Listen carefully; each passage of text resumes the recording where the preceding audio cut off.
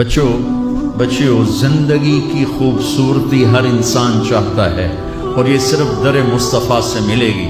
ایک اچھا بیٹا، پہلی شکل ہے اچھا بیٹا، اور میرا نبی کہہ رہا ہے کاش میرے ماں باپ زندہ ہوتے، اور نہیں تو میری ماں زندہ ہوتی تو تم دیکھتے میں کیا کرتا۔ میں عشاء کی نماز کے مصلی پہ ہوتا اور میں سورۃ فاتحہ پڑھ رہا ہوتا، اور ادھر سے میرے گھر سے میری ماں مجھے کہتی محمد، تو میں ماں کے لیے نماز توڑ دیتا۔ میں ماں کے لیے نماز توڑ دیتا۔ اور میرے نبی سے پوچھا گیا یا رسول اللہ قیامت کب آئے گی؟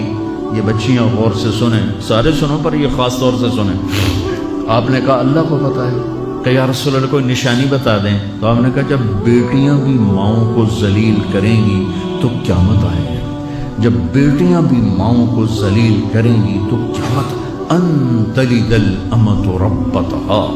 جب ماں کے ساتھ بیٹیاں نوکر جیسا سلوک کریں گی، نوکرانی جیسا سلوک کریں گی تو قیامت کے نگارے پہ چوٹ پڑ کے رہے گی۔ یہ نہیں کہا جب کفر پھیل جائے گا اور جب اسلام مٹ جائے گا، اس حالانکہ قیامت اس وقت آئے گی جب دنیا میں ایک مسلمان باقی نہیں رہے گا۔ یہ واقعہ کی سنگینی کو بتانے کے لیے فرمایا جب ماؤں کو ذلیل کیا جائے گا قیامت آ جائے گی۔ میرے نبی نے فرمایا عمر تیرے دور میں ایک شخص آئے گا اویس، اس کا قبیلہ ہوگا مراد، آگے سب کاسٹ ہوگی قرن، اویس بن عامر۔ اسے دعا کروانا، وہ کالے رنگ کا ہوگا، چھوٹے قد کا ہوگا، اور اس سے دعا کروانا، دعا تو بھی کروانا، علی تو بھی کروانا، علی اور عمر اویس ان کے لیے دعا کریں۔ انہوں نے پوچھا کیوں؟ کہ اس نے ماں کی خدمت کر کے اللہ کو اتنا راضی کر دیا ہے، جب وہ ہاتھ اٹھاتا اللہ خالی نہیں لوٹاتا۔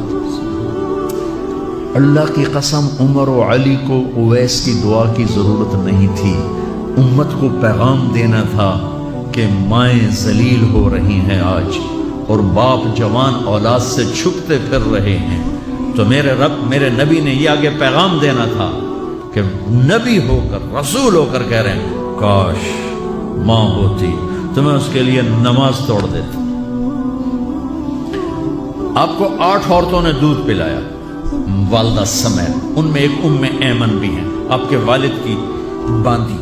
تو گھر میں تشریف فرما تھے، ایمن بیٹھی تھی حضرت عائشہ، تو ایمن کہنے لگی یا رسول اللہ پانی تو پلا دے۔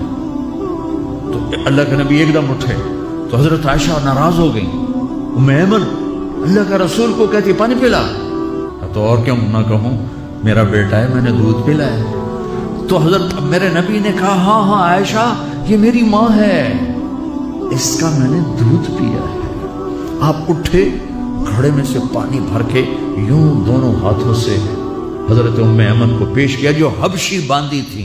چونکہ دودھ پیا ہے تو ماں کا لفظ صادق آ گیا، تو بجائے اس کے کہ برا مناتے، آپ خادم بن کے اپنی ماں کو دودھ پلانے والی ماں کو آپ نے، حضرت حلیمہ سعدیہ تشریف لائیں، آپ نے اپنی چادر بچھا کر اس کے اوپر بٹھایا۔ ہمیں پیغام دینا تھا، آنے والے زمانوں میں یہ ہونا تھا۔ سبحان اللہ۔ امام ابو حنیفہ کا نام تو سب کو معلوم ہے نا، ایک اور عالم بتاتا ہوں، عبد الرحمن بن ابی لیلہ۔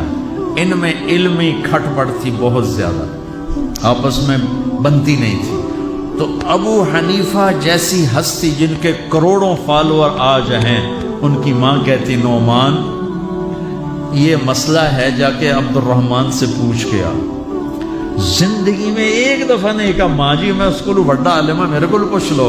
کہا اچھا ماں جی، اپنی چادر اٹھاتے اور پہنچ جاتے، دروازے پہ دستک دے کے بھائی مجھے میری اماں نے بھیجا ہے، آپ اس پہ فتویٰ۔ حالانکہ ان کی اپنی رائے اس کے خلاف ہوتی تھی، لیکن ماں کے احترام میں جا کر ان سے مسئلہ پوچھتے جن سے روزانہ مناظرہ ہوتا تھا، روزانہ کھٹ پٹ ہوتی تھی علمی۔ ماں نے کہہ دیا، جا کر ان سے پوچھ کے آتے تھے، اپنے اتنی بڑی علمی قدر و منزلت کو ایک طرف رکھ دیتے تھے، نہیں میری ماں نے مجھے کہا۔ تو آپ سب نوجوان ہو، ماں باپ زندہ ہیں تو ان کی دعا لو، آہ نہ لو، دعا لو۔